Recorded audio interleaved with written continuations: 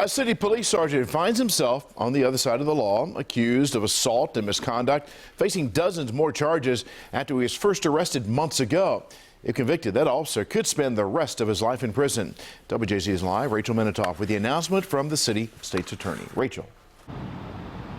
Vic, the state's attorney cites 9 separate occasions over the last year in which Sergeant Ethan Newberg allegedly assaulted, harassed, and/or detained law-abiding citizens. At a press conference Thursday, Baltimore City State's Attorney Marilyn Mosby says Sergeant Ethan Newberg faces up to 110 years in prison. The 24-year veteran of the department is now charged with 32 counts of assault, false imprisonment, and misconduct in office.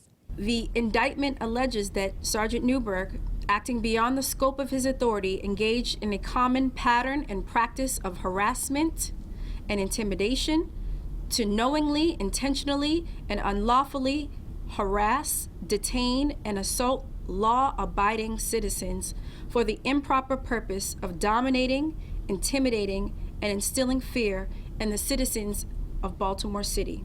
You got him? Newberg was arrested in June for grabbing a man while his subordinates tackled him to the ground. Body camera video from that day shows the man was urging Baltimore police to get another man off of a wet sidewalk during a warrant check. Sergeant Newberg took exception and chased him down.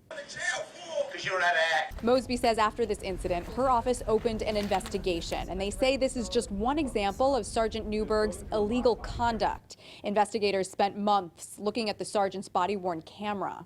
According to the indictment, several of Sergeant Newberg's unlawful detentions and assaults occurred as a direct result of citizens sitting or standing idly nearby as Sergeant Newberg was conducting other police business, causing no disturbance nor creating any threat to Sergeant Newberg or his colleagues. Why don't you mind your business? Mosby went on to say several of these incidents happened when citizens openly called into question what Sergeant Newberg was doing while on duty.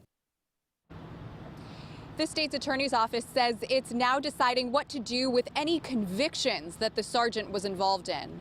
Reporting live from police headquarters, I'm Rachel Minitoff for WJZ.